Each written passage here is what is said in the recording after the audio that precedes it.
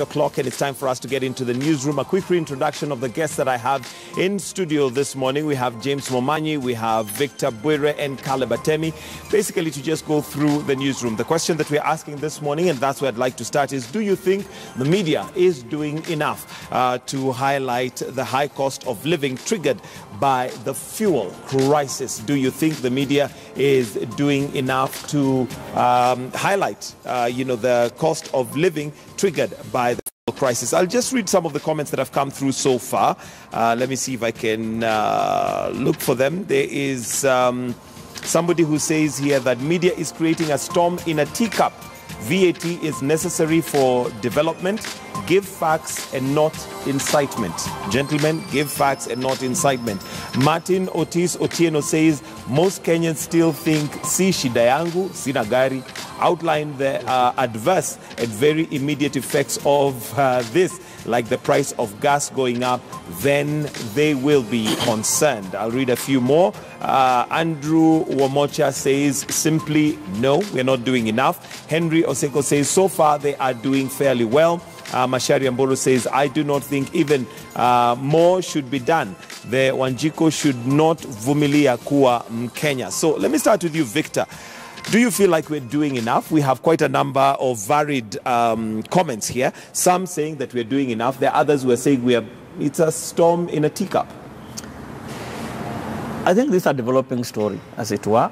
And having looked at the content analysis, content generation, the media has churned quite substantive material on that topic.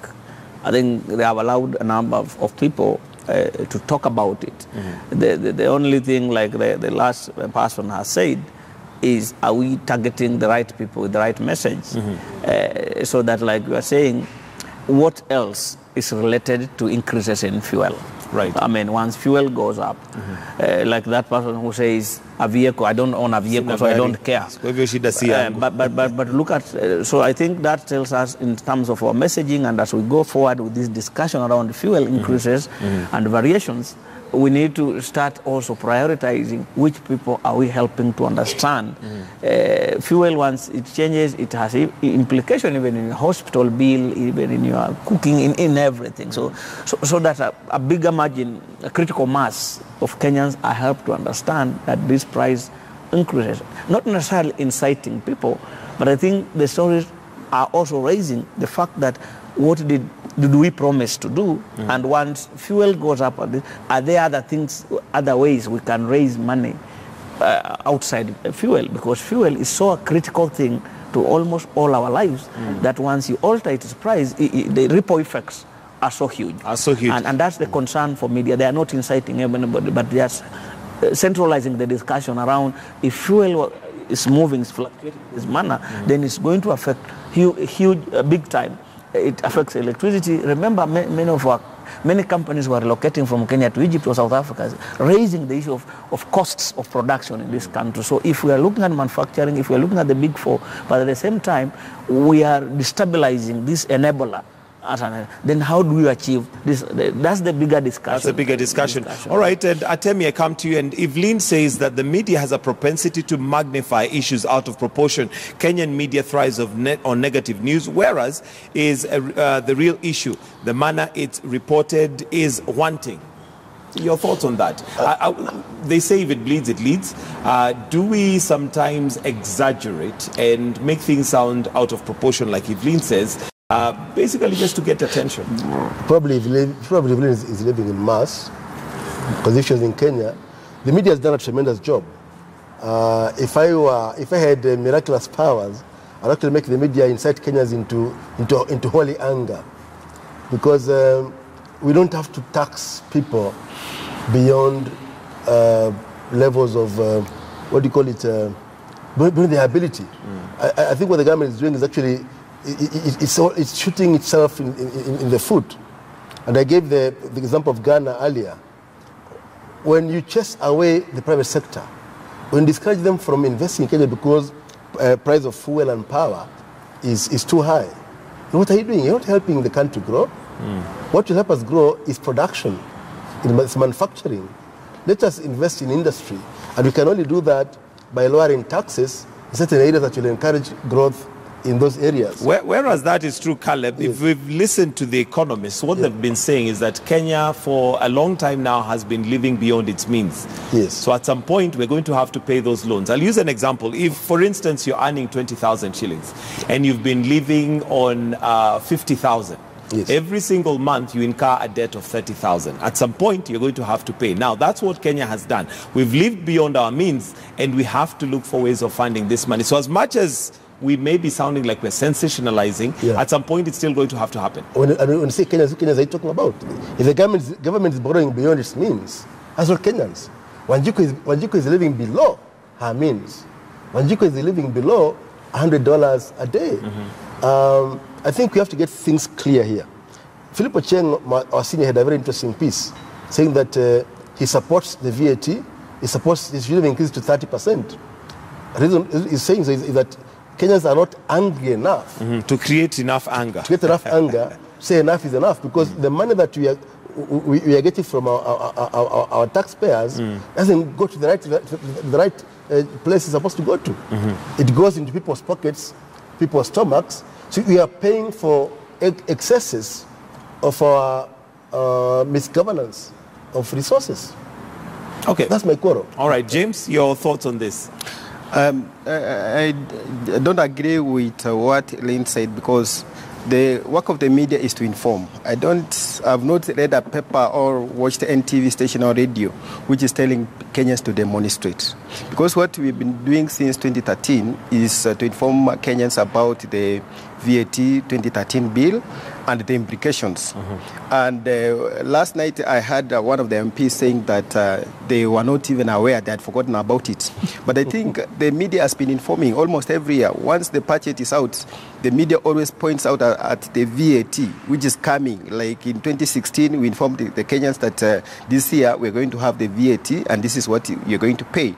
And when it was extended, even this year, I remember in June, we informed Kenyans about that in September 1st, we are going to have the VAT, and this is the impact it's going to have on your pockets. So about inciting Kenyans, I don't think the media has done it, because our work is just to inform and to educate so that the Kenyans can just make the right decision.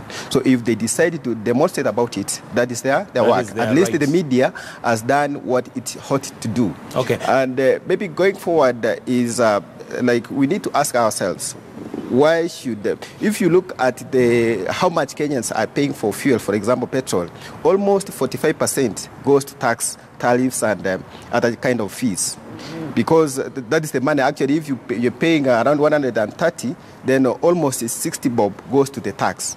So why, and again, if you're just earning, almost 27% goes to the tax. Almost, actually, the Kenyans already are paying so much. And that is the kind of information we're giving Kenyans, so that even the policy makers can make a decision whether they are doing the right thing. So the issue of we are inciting Kenyans, we are giving them wrong information, I don't think the media has done so. All right, Victor, on education and information that we're giving to the media, have we given them full circle why we are where we are, and if there are any solutions, especially to get out of here, or should we just, grin and bear it? I think more needs to be done. Like we said, this is a developing story, and much of what we're solving, people have talked about problem-solving journalism. That yes, we are here where we are, but what do we do? Because lamenting, we are already here. So I think, and if you look at most of our programs right now, especially the business segments and related, there has been enough discussion, varied information about what can be done, what cannot be done. The only challenge I've been finding is Treasury seems to be an insulated place, so that I'm not seeing so much interaction between media and our Treasury. To the sense that other than the press statements they release on matters, I'm not seeing more discussion, and I would love to have journalists engage more with Treasury. But I can just take you, Victor. The problem is not that the journalists are not engaging the Treasury. The channelists try. I can even just give you my call log here. We try even calling the CS, even the PS. We have their numbers.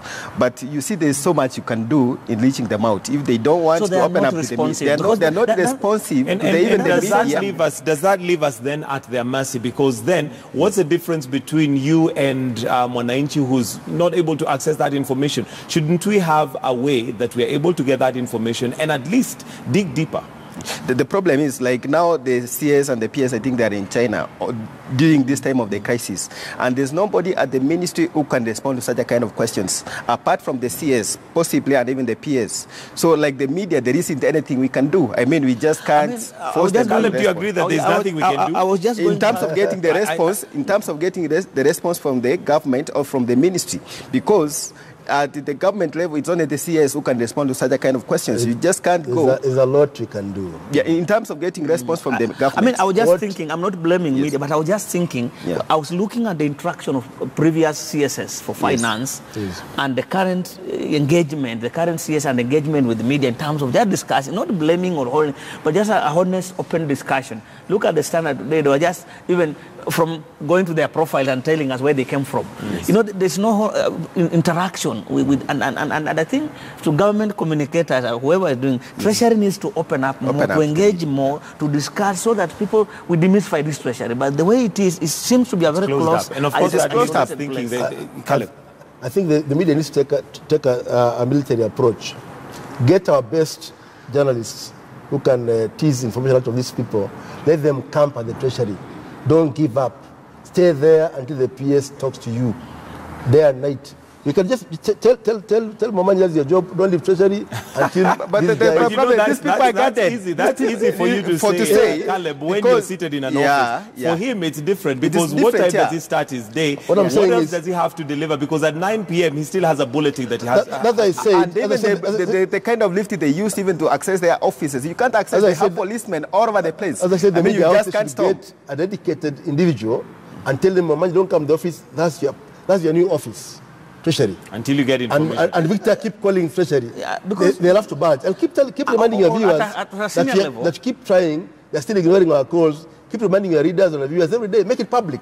Or at a senior level, the Editors Guild or the editors of this need to engage even State House to ask that we are unable to access Treasury because it's a public office. And we get little things from them other than, general information. And actually, we normally just get information when they're just calling for functions. That's after the function, that's when you still 1 or 2 minutes. But when they're just walking out. Isn't that what now has been referred to as lazy journalism? Because you'll find all media houses, many media houses will be there with their microphones, and that becomes now the news bite. But really, that's not news. That's just because what a statement. They haven't opened up. Our Ministry of Interior is even more open where national security is involved. They are more open to media. They engage more than Treasury. And I'm finding there's something weird about.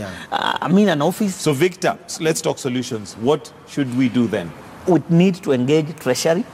Other than writing stories. But like James has said, you can go and camp there and the CS is not going to talk to you. So how do we engage them? Treasury is not an end in itself, and they also report. And this thing can be taken up by the government spokesperson, head of government delivery, or the State House, and say the frustrations people are going through to get. I mean, we must engage. And government policy right now is to engage, dialogue. And if we feel, and people can bring even a complaint to the Media Council and say it is impossible to access because the Complaints Commission of the Media Council talks about if you are unsatisfied, then you go to the Commission for Administration of Justice. This is a public office that people must access. People must use the Access to Information Law, which is there in our Act, to demand for information. But we need more information from Treasury. They have been very guarded, and sometimes it leads to unnecessary tensions when people are not talking and helping. So we can use CAD, you can use Media Council, you can use Access to Information Law, request, demand for this information. Okay, James, you mentioned that there are challenges that you have. What solutions would you have that we need to embark on? Maybe one thing which I can suggest is maybe to engage the Editors Guild at a higher level. They need to engage the government, especially the Treasury and even the State House, as you've said, so that at least we have an engagement, a regular engagement with the CS for Treasury and his officers, because I normally just cover his functions. He's the only person who can just respond to such kind of questions, no another person possibly the CS and even the PS. So there is need for the government to open up and give information to the members of the public, because the anxiety at the moment is due to lack of information. And the media, as I've just said, have done what they ought to have done, because there isn't anything much you can just So you're satisfied so far with I'm not satisfied. We are also looking for information so that you can just give the correct information to the public. But that right information, or that information, has to come from the government. So the call for action from my side is to ask the government to open up more avenues so that the media can access the right information, so that the people can be informed, so that they can just make the right decisions. At the moment, it's like we're writing a one-sided story based on what is happening at the moment. We are not getting the voice of the government. All right, Caleb, are there areas that you possibly would view that have not been highlighted, need to be highlighted? I think we just need to. I remember one of the viewers claiming that they don't have a vehicle. I think we have to take the story to their pocket. If you can show them, what does this mean? You can show them that when you raise price of fuel, that the mandazi that he or she loves at a particular kiosk. But honestly speaking, I think we've done that, because we literally have broken it down to a point where when fuel costs this much, it's literally going to cost you more to buy your sugar, to buy your unga. I think for some Mwananchi, you have to keep retelling the story again and again for them to actually understand and own it. And we need to call out both, and we also need to call out editorials, programs around the issue. Why hasn't the petroleum bill been passed so far? You know, we are struggling with energy sector generally. The last review of the energy sector was done 3 years ago, I think. Yes. The current, and so much has changed. How are we responding? The petroleum bill is stuck, either Senate or Parliament. The Senate, has never been passed. Senate, yeah. I mean, and other energy-related laws, and this is a whole sector that has a critical role in the Big Four agenda and related. If we are not, media, we must push Parliament, Senate, call out whoever is in, so that these bills are passed, because they have a lot of provisions that might deal with cushioning some of these issues that we are facing within the energy sector. All right, gentlemen, we'll need to wind up, so let me get your closing comments, starting with James Momanyi. What I can just say, I'm just calling, as now a Kenyan, not as a journalist, I'm just calling on the government, especially the president, to have a relook at the VAT Act, not necessarily to extend, because extending is we are just postponing a problem for the next 2 years as Parliament has proposed. What we need to do is either to scrap the old VAT, because even if you just extend it until 2020, we are going to have the same problem during that time. They need to amend that VAT Act and look for other ways of getting money. Last night, Honorable Duare said that the media has been talking about 71 billion, but actually the amount is around 36 billion. So that money just can be gotten from other means, so that we don't overtax Kenyans, because we need Kenyans to, the money we are taxing Kenyans can be used in investment, so that we can just generate more. So my call to government is the president needs to look at the amendments which Parliament has proposed, and they'll turn back that bill to Parliament, so that parliamentarians can scrap it and maybe do an adjustment to the expenditure, because even if it's just going to sign that bill, then it means, again, the Treasury will have to... We're still going to be back to where we are. The same problem. Caleb, very briefly, your closing comments. I think mine just to tell President Uhuru that you can't justify why Kenyans should pay more for fuel than Uganda and Somalia and Ethiopia do. Those are landlocked countries. I mean, at least Ethiopia and Uganda are landlocked. Somalia has been at war.